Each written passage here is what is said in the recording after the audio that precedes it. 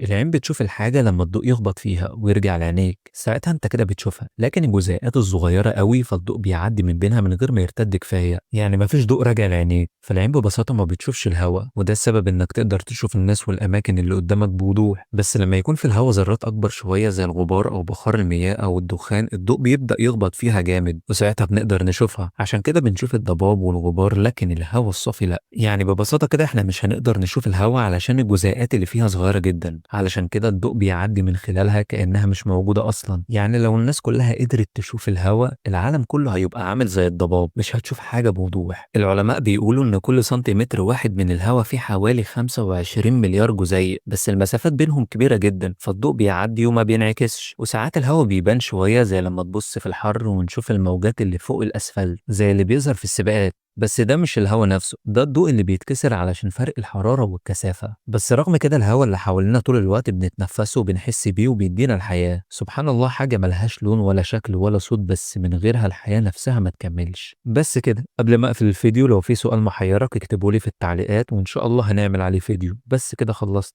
سلام.